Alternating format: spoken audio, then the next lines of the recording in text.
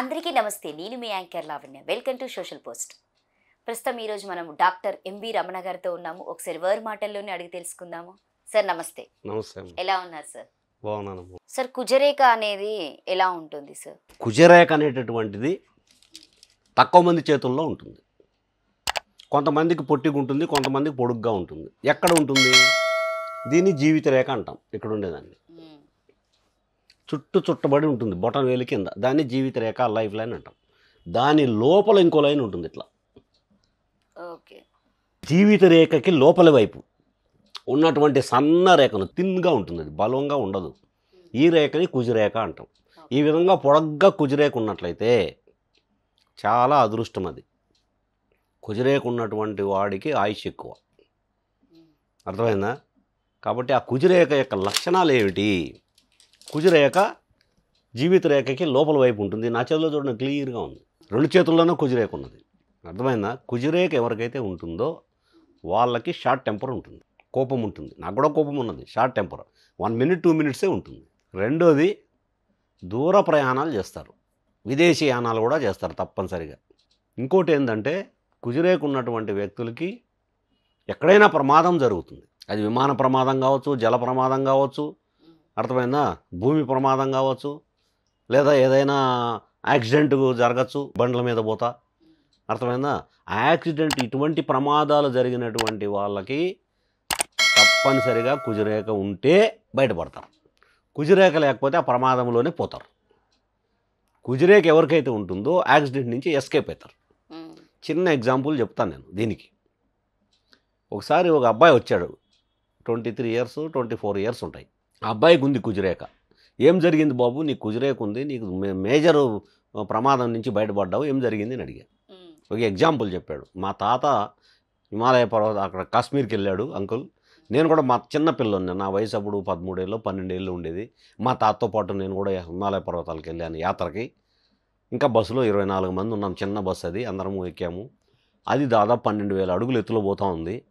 అక్కడి నుంచి ఒక లోయ దగ్గర టర్న్ అయ్యేటప్పుడు బస్సు పల్టీ కొట్టింది, 4 పల్టీలు కొట్టింది. కిందకు దొలుకొని వచ్చేసింది బస్సు, వాగులో పడిపోయింది. పడిపోతే చాలామందికి దెబ్బలు తగిలినాయి. 1-2 చనిపోయారు. ఆ దెబ్బ, నేను ఒక్కడనే దెబ్బలు తగలకుండా బయటకు పడ్డా. నేనే బస్సులో ఉండే వాళ్ళందరినీ ఒక్కొక్కరిని లాగి బయటకు వేసా. మా తాతను, చాలామంది దెబ్బలు తగిలిన వాళ్ళందరినీ బయటకు లాగా. ఇంకా ఈలోగా మళ్ళీ ఒక గంట తర్వాత జనాలంతా వచ్చి మళ్ళీ అందరినీ బయటకు తీశారు. దెబ్బలు తగలకుండా ఎవరైనా బస్సులో ఉన్నాడంటే నేనే. ఒక్క దెబ్బ కూడా నాకు తగల. అంత పల్టీలు కొడితే కూడా అంతమందికి దెబ్బలు తగిలినాయి. 1-2 చనిపోయారు, నాకేమీ కాలేదు, ఒక దెబ్బ కూడా తగలలేదు. ఎందుకు అలా అంటే, ఎస్కేప్ ఫ్రమ్ యాక్సిడెంట్ మార్చలేని ఉండేవాళ్ళు ఎవరైనా ఉండని, ఎవరికైనా కానీ.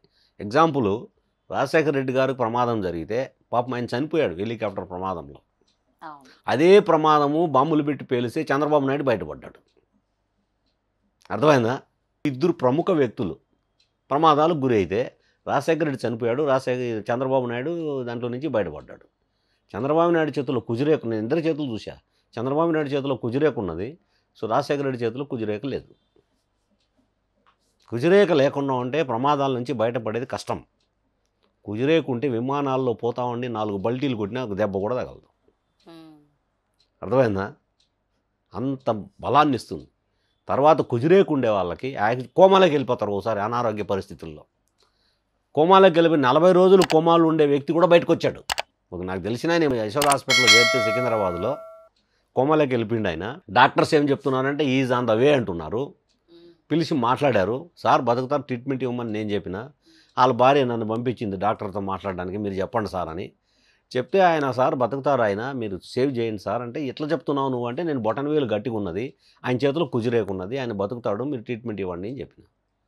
సార్ 18 లక్షల పైన అవుతుంది, 18 లక్షలు కాదు 20 లక్షలు అయినా వాళ్ళు కట్టుకుంటారు, మీరు బాగా చూడండి అతన్ని, బతుకుతాడు, బయటకు వస్తాడని చెప్పి. 40 రోజుల తర్వాత 41 రోజు 42 రోజు కోమా నుంచి బయటకు వచ్చాడు. తర్వాత 7 సంవత్సరాలు బతికిండు ఆయన. లాస్ట్ ఇయర్ చనిపోయిండు. అర్థమైందా? 7 సంవత్సరాల తర్వాత. కాబట్టి కుజరేఖ ఉండేవాళ్ళు, బొటనవేలు గట్టిగా ఉన్నటువంటి వాళ్ళకి మరణము త్వరగా లేదు. ఈరోజు ఉదయం ఒక చేయి చూసిన నేను, ఇక్కడ హైదరాబాద్లో. ఆ పిల్లవాడికి హిమోగ్లోబిన్ లేదు, ప్లేట్లెట్స్ లేవు, రెడ్ బ్లడ్ సెల్స్ లేవు, వైట్ బ్లడ్ సెల్స్ లేవు, ఉన్నాయి, తక్కువ ఉన్నాయి, చాలా లిమిటెడ్గా ఉన్నాయి. ప్లేట్లెట్ వేస్తే ఒక వారం జీరో కూడా ఉండే పరిస్థితులు ఉన్నాయంట. కానీ అప్పుడే అక్కడ అట్లా తగ్గిపోయి వీక్ అయిపోయినప్పుడు తండ్రి దగ్గర నుంచి కావాల్సినటువంటివి తీసుకొని, అర్థమైందా, ఆ పిల్లవాడిని సేవ్ చేసుకుంటూ వస్తుంటారు వాళ్ళు. అతనికి చెప్పినా నేను, ఈ పిల్లవాడి చేతిలో కుజరేఖ ఉన్నది, పొడవాటి శిరోరేఖ ఉన్నది, పొడవాటి హృదయ రేఖ ఉన్నది, పొడవాటి జీవిత రేఖ ఉన్నది, కుజరేఖ ఉన్నది, తప్పనిసరిగా పిల్లవాడికి మరణం లేదు, బతుకుతాడు. ఎవరైనా ప్లేట్లెట్స్కి 2 ప్లేట్లెట్లు 3 ప్లేట్లెట్లు ఉన్నోడు బతికిన సందర్భం ఉందా? ఆ పిల్లోడు బతుకున్నాడు, ఏమనుకోవాలి? అర్థమైందా? హ్యాపీగా ఉన్నాడు, అమ్మ ఏం కాదు, ఈ పిల్లోడు 72 సంవత్సరాలు బతుకుతాడు. అర్థమైందా? కానీ కొన్ని ట్రీట్మెంట్లు చేసుకోండి. ప్లేట్లెట్లు బాగా పెరగాలంటే బొప్పాయి ఆకు ఉంది కదా, పరిందికాయ అంటాం, ఈ ఆకులు తీసుకొచ్చి బాగా రసం చేసి ఆ రసాన్ని డైలీ 4-5 సార్లు దాపండి. ఒక 5-6 రోజులు దాపండి. 2 రోజులకు ఒకసారి బ్లడ్ చెక్ చేయండి, ప్లేట్లెట్లు పెరిగినాయి లేదా.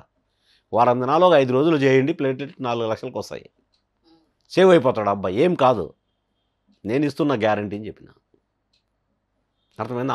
ఆమె కళ్ళ నిండా నీళ్ళు పెట్టుకుని ఏడుస్తూ ఉంది. ఎప్పుడైతే నేను మాట చెప్పానో ధైర్యం వచ్చేసింది పేరెంట్స్కి. ఇప్పటికి 30 లక్షలు ఖర్చు పెట్టారు వాళ్ళు.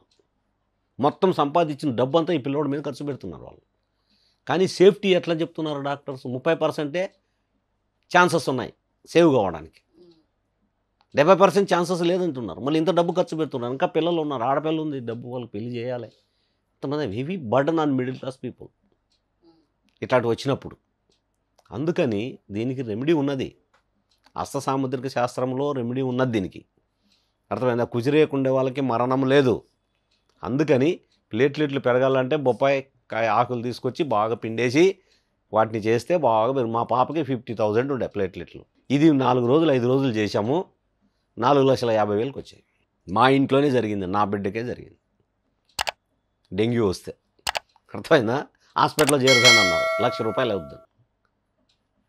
వద్దు మాకు, మేము అంత బేర్ చేయలేమని వచ్చేసాం. ఈ ట్రీట్మెంట్ స్టార్ట్ చేసాం. 5 రోజులు 6 రోజుల్లో నా బిడ్డ సేవ్ అయిపోయింది.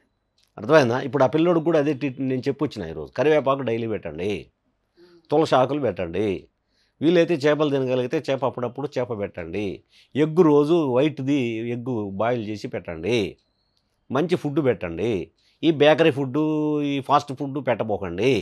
అర్థమైందా? విటమినైజ్డ్ ఫుడ్ పెట్టండి, energetic food, energetic body, energetic body, energetic mind, energetic mind, energetic education, energetic education, energetic job, energetic job and leads to energetic wife, energetic wife వస్తే ఎనర్జెటిక్ చిల్డ్రన్ పుడతారు, ఎనర్జెటిక్ చిల్డ్రన్ ఉంటే energetic family life create అవుతుంది.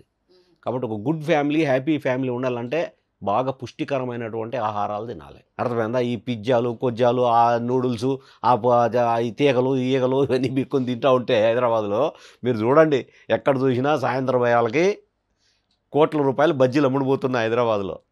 అర్థమైందా? తర్వాత ఆ పానీపూరీనంట, తర్వాత ఆ కట్లెట్లంట, తర్వాత ఆ తీగలంట, ఏంటో నాకు తెలియదు అవి. అర్థమైంది? ఇవన్నీ బిక్కొని తింటున్నారు జనాలు. రోడ్లు ఎక్కడ చూసినా ఇవే. కోట్ల రూపాయలు బిజినెస్ జరుగుతుంది హైదరాబాద్లో. అందుకని హైదరాబాద్లో ఉన్న గ్యాస్ట్రో హాస్పిటల్స్ ఇండియాలో ఎక్కడా లేవు. ఏషియాలోనే పెద్ద గ్యాస్ హాస్పిటల్ ఉంది ఇక్కడ. ఎక్కువ గ్యాస్ హాస్పిటల్ అన్నీ హైదరాబాద్లో ఉన్నాయి. గ్యాస్ పోవడానికి ఏం లేదు, వామ్ వాటర్ తాగితే చాలు, రోజు అంత బెల్లం రోజు సాయంత్రం పూట తింటుంటే చాలు. నేల ఉసిరి ఉంటుంది మా మొక్క, ఆ మొక్క ఆకులు కింద చిన్న చిన్న గింజలు ఉంటాయి, ఆ నేల ఉసిరి ఆకులు నోట్లో వేసుకొని నమిలితే చాలు. చిన్న చిన్న టెక్నిక్స్ ఫాలో చేసుకుంటే గ్యాస్ ప్రాబ్లం పోతుంది. అర్థమైంది? అనారోగ్య లక్షణాలు అంటే బయటపడవచ్చు. ఇట్లాంటివి ఎన్నో ఉన్నాయి భారతదేశ దీంట్లో. అర్థమైందా? మన కల్చర్ అంత గొప్పది.